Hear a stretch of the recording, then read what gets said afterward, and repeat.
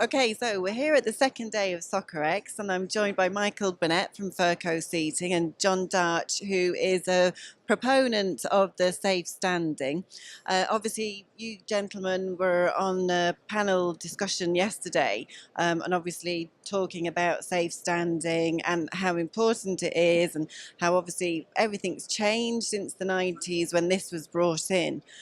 So perhaps you can start. Obviously, you're from a supporters fan group trying to bring back safe standing. So perhaps you can tell us a bit more about it. I'd refer to it more as bringing in safe standing. What we have at the moment is unsafe standing. You know, in every Premier League ground and all the Championship grounds, and quite a few in League One and League Two that are all-seater, you have hundreds, if not thousands, of fans every weekend standing up in areas not designed for the purpose, in areas where they're standing behind a seat that has a back that comes halfway up their shins, and if they get very excited or the person behind gets excited and falls forward, they can fall over that seat and hurt themselves.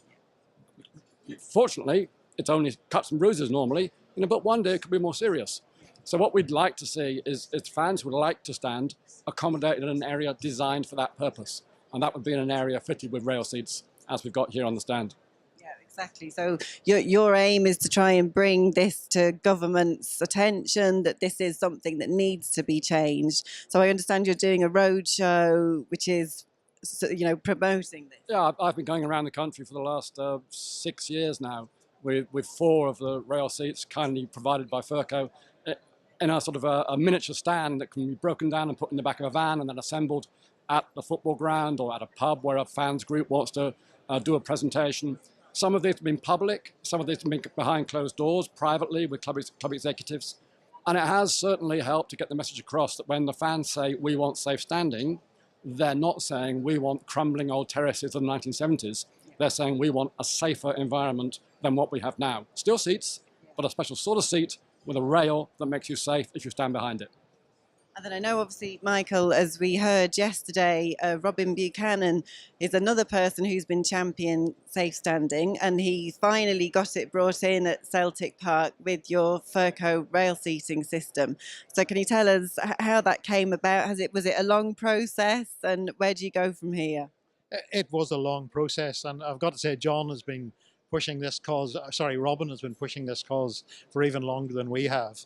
A lot of hurdles to overcome, a lot of committees to satisfy, a lot of health and safety considerations to be taken into account for these things.